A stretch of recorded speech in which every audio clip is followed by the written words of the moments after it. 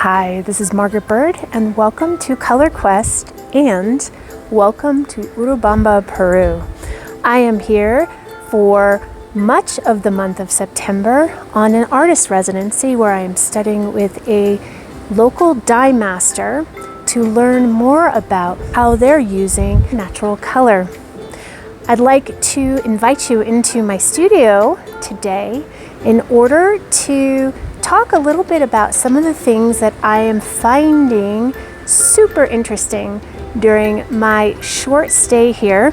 I've been here just a week, but I've noticed some beautiful differences in how the dye masters here are working with natural color. So let me show you around a little bit of where I am, and we'll talk about some of the wonderful traditions that I am lucky enough to be learning about.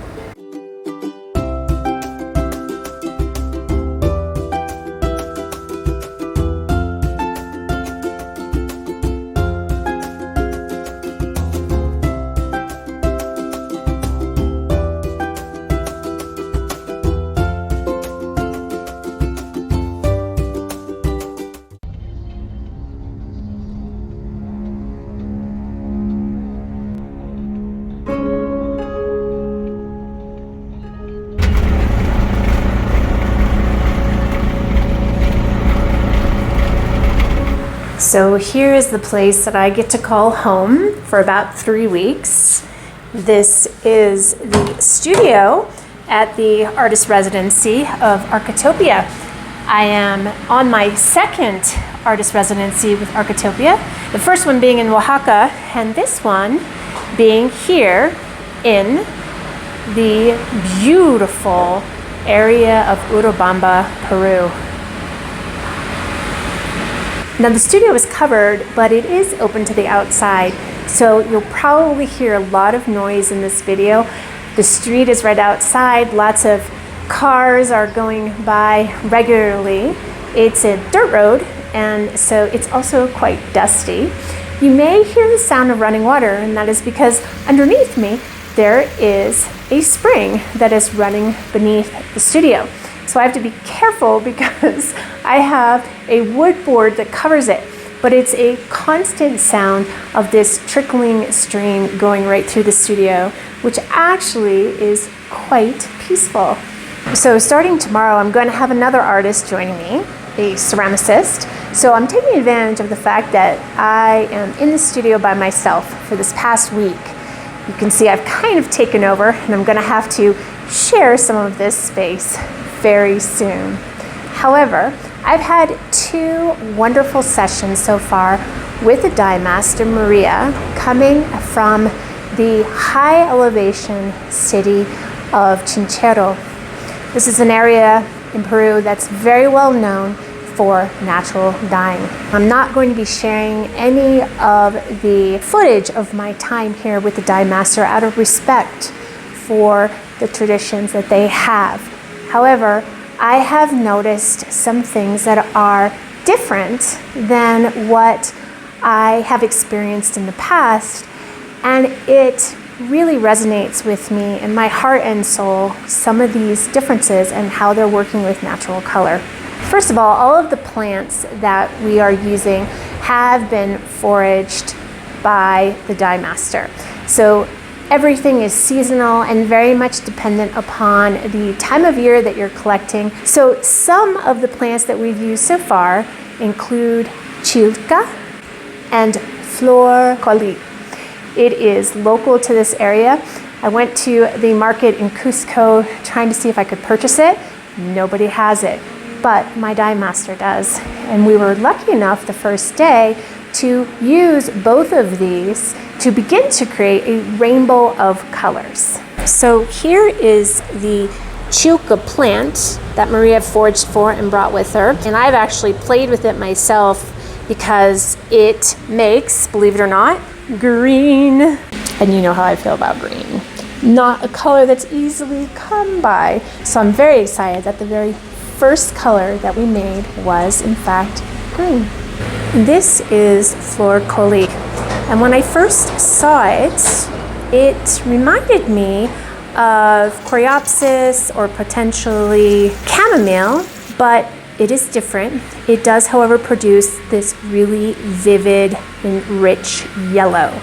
And of course, we did crush Cochineal, the parasitic insect that lives on the Nopales cactus. So we will probably continue to work with Cochineal the rest of the time that I'm here. It's a great base color. And I'm not quite sure what this is, but on Thursday we made a slurry of cochineal and lime juice.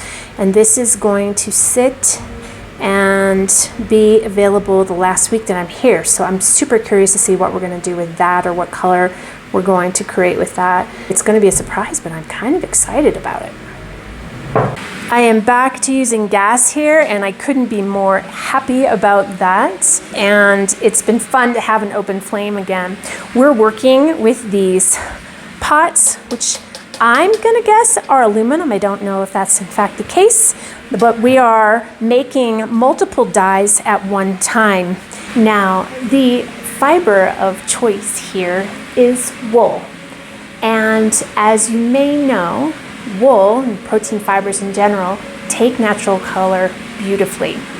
We are working with a finely spun wool from sheep, not alpaca, but sheep, and I love it.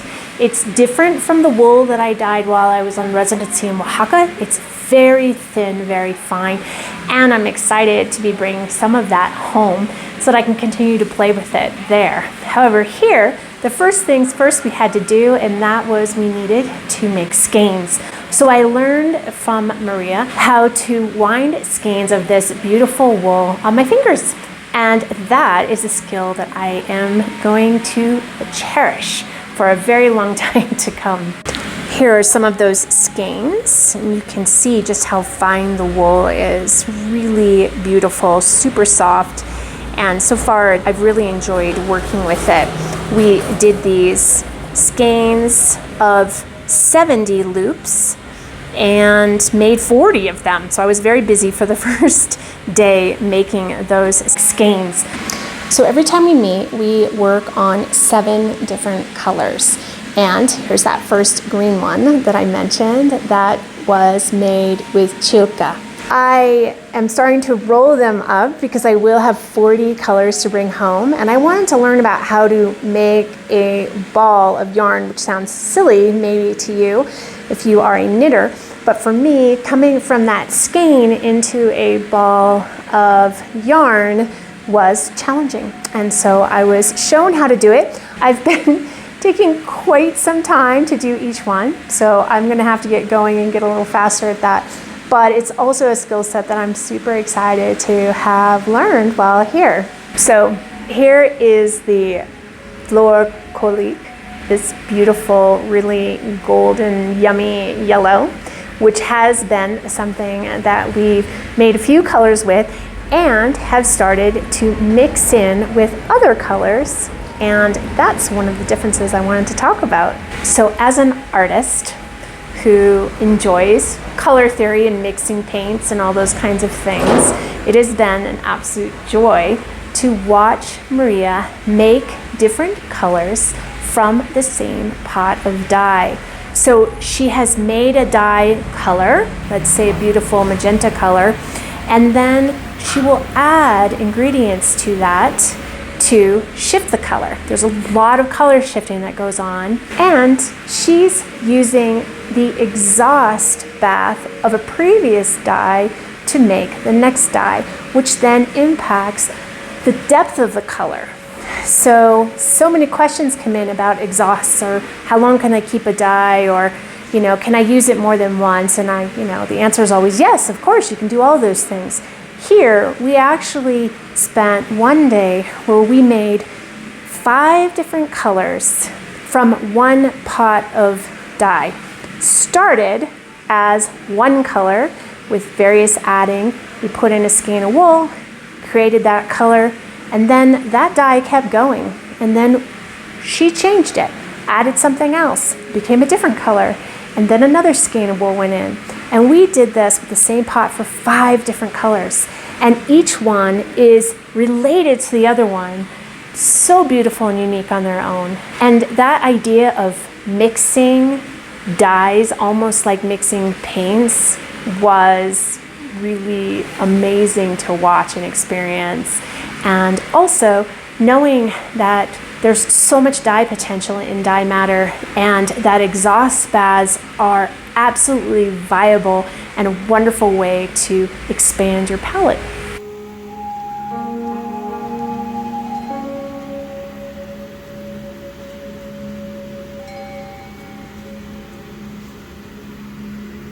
Being able to watch and learn from someone who has incredible experience in natural dyeing has been an absolute pleasure. And what I interpret is happening is something that's coming from the heart. I am not being given recipes and you must do this and follow this and make sure to do that. It has been a pinch of this, a handful of that, a scoop of this, and it's really feels as if it's this knowledge and experience that is so deeply rooted that it's more of a feeling around natural color than anything else. That's my interpretation anyway. That's how I'm experiencing it. And it really has spoken to me. As you know, here at Color Quest, I am giving suggested ways in which to work with natural color, but I'm also often saying, hey, I don't know, experiment, try it out. One time this may happen and another time something else may happen. And every time it could be different. And there's something really magical about that. I celebrate that in my own natural dye practice, and I encourage you as well. So coming here and watching someone work who's so knowledgeable and also just feels like a true creative in terms of how she's interacting with her dye materials has been amazing. And I hope to be able to capture some of that feeling and bring it back with me in my own art practice.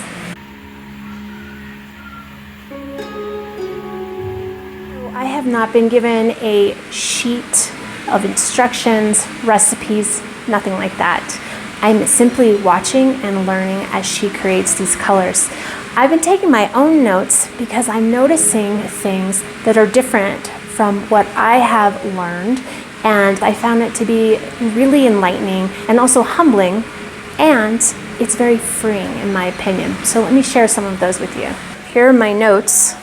As you can see, I'm writing these down as I'm noticing them, and I want to talk about each one of those because I do think they're all super interesting. The first one is that we have not scoured the fiber. Do we scour fiber because we don't know where our fiber is coming from? Possibly. Is this wool somehow more pure? I don't know. But we did not go through that scouring process.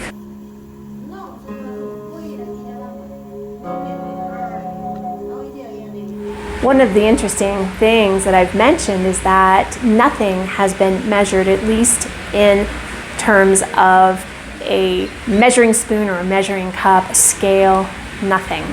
So it's really been beautiful to watch this process of throwing in a little bit of this and adding a little bit of that, and just, again, freeing to know that there really is some flexibility or some leeway or just some letting go, really, of these hard and fast rules. I believe that absolutely Maria is measuring in the way she knows is necessary to create the color that she's looking for.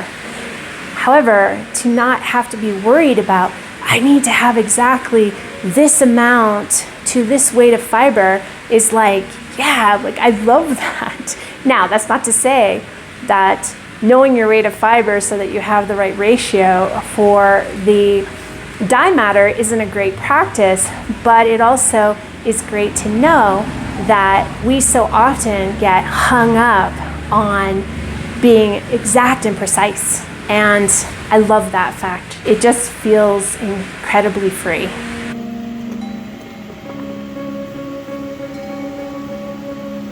So oftentimes here on Color Quest, you'll see me make the dye, and then I will drain off the dye matter and then put the dye back on the pot.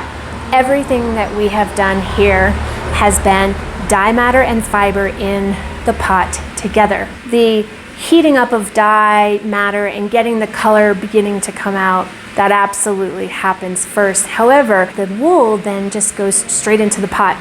So there's so much more time that the fiber is with the dye matter and that the dye matter is on the stove. And I feel like that allows there to be a deeper, darker saturation of color because so much time is spent with the wool inside with the dye matter and allowing it to sit and be in that heated environment with the dye matter for long periods of time.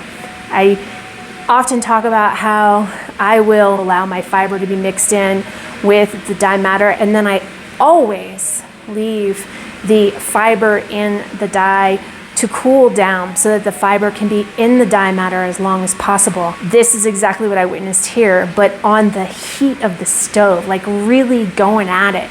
So I just feel like there's something to be said about that as well. Mixing dye matter and fiber might be a better way to go. Okay, this is a big one. For the past couple of weeks, I've been working with wool. And one of the things that I talked about in every single video was how you need to watch your temperature with wool. You have to be really careful with felting and make sure you don't boil it. Guess what? Everything that we've made here has been at such a high boiling point where the dye matter is literally boiled and boiled and boiled. And when the wool is introduced, it's just as hot. Isn't that interesting? Why? Don't know. It's just a different way, and guess what?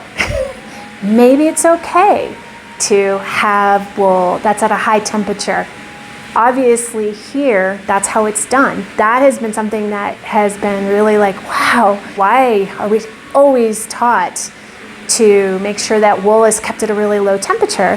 And here, I've seen it nothing but boiled in the dye matter. So it's just something to consider. I'll probably still be telling people to watch their heat, but I do think it's really cool to know that at least the wool that we're working with here can take that kind of temperature for long periods of time.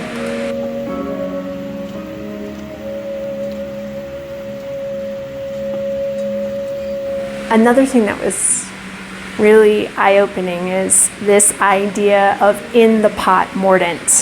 So unlike how I so often do in my own practice where I pre-treat a fiber with a mordant, the mordant is being used in the dye pot with the dye matter and the fiber.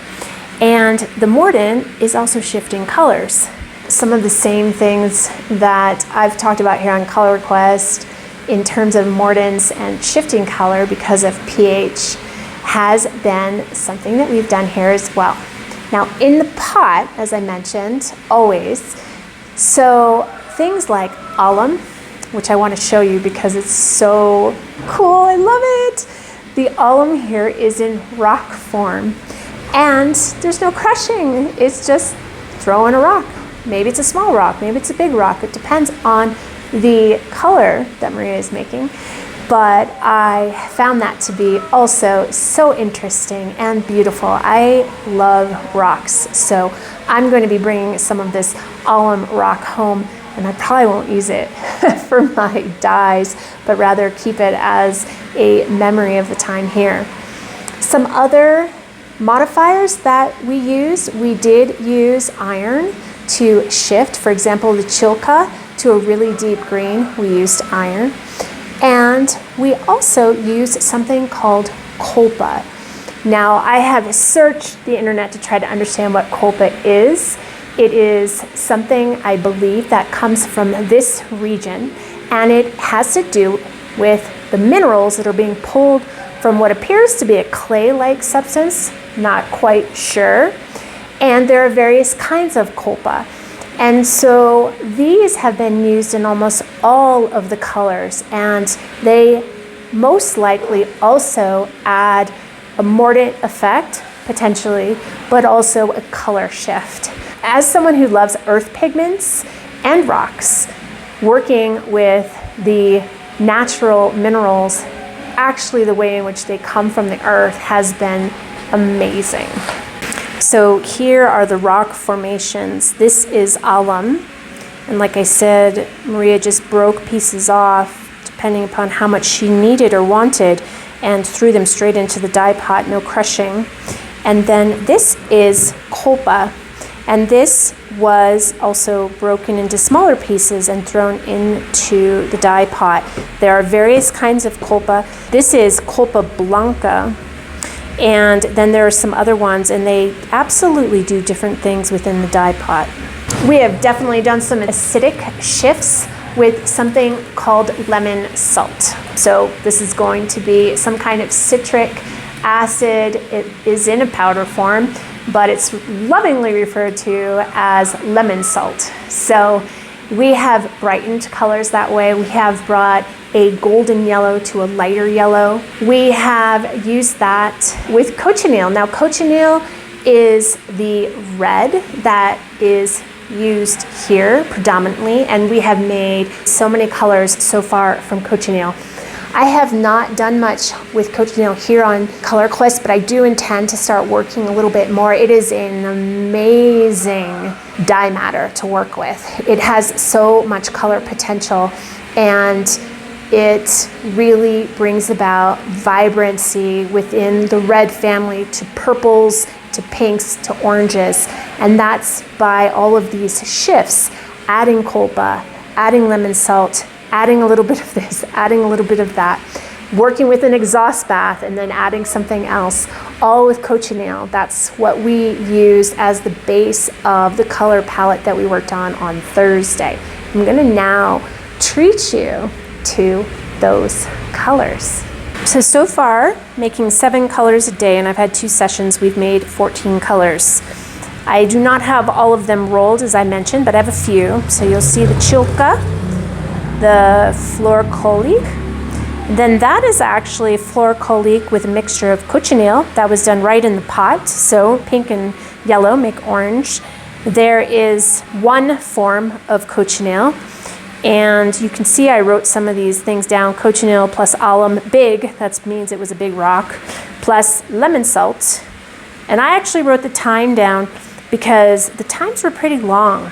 And to make this particular color, which is this one, we took the 6th dye and then we added colpa, and we did that after 30 minutes.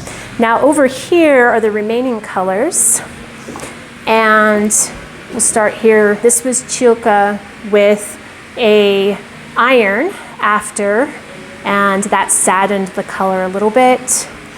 This is the brightened flor colique by adding the lemon salt. And then here was dye number 6, which was a cochineal with some alum and some other things. So from these colors, we then launched into the next day, which started with these.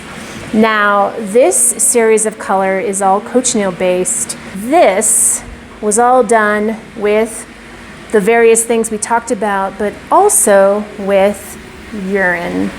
They use urine here to shift colors and another natural mordant. I have always been interested in knowing about it, and so it was a great honor to learn and watch how urine was being used. So this particular color is what we started with, and we continued to use the exhaust bath in order to create these different shades. And it was just like this beautiful melting pot of color that continued to come through all the way to this one. And all from the same dye pot, different additives, and then all with an after soak in urine, which immediately shifted the color. It was incredible to watch. Although I have to say, it did not smell that great. However, it's such a common, traditional mordant, and color modifier in the natural dyes world from centuries. So being able to experience that was really an honor. And I feel very grateful to have seen and understood how urine can be used in natural dyeing. Okay, moving on. The last two colors we made. This was the last two of that dye pot, and we did not put them into urine. You can imagine how this could be this color in an exhaust format. And it just made all these differences. So by the end of these 5 colors, we had a pot that created this color. How gorgeous is that? And then we added something, and I don't remember what, to get this beautiful sort of orangey brown. I don't remember what that was. It was a busy day, but backing up to look at all those colors, I mean, wow, what an incredible first week here. I recognize how very fortunate I am, and I am grateful for the opportunity and also to share some of the things that have really lit me up being here and learning from someone who has worked with natural dyes her whole life and who embodies the spirit of the local culture where natural dyes are so prevalent and cherished, and that's a really special thing. So thank you so much for joining me. Next week on Color Quest, I'm not sure what I'm going to do, and that is because I will still be here, but I may take us in a different direction. I have been intrigued by the fact that eucalyptus is here, that invasive tree that is everywhere where it's not native. So I have been playing around with some echo printing with the leaves that I've been collecting on my walk, and maybe we'll look at that next week. I don't know. Who knows? Maybe I will be inspired again, I'm sure, by what I learn this coming week from Maria as we move into some other colors. So maybe I'll share about that. I don't know, but you'll have to join me next Friday to find out. And please, if you have friends who are interested in natural colors, send them our way. Always looking to grow the Color Quest community. Hit that subscribe button if you haven't already, and that bell to be notified every Friday when new content is published. And please comment. I love it. You know, I always answer every question you have. So love building this community with you. So excited to be here, learning much more about the incredible world of natural color. Have a great week. Science maybe is absolutely important, and no, that's stupid. I don't know what I want to say there. So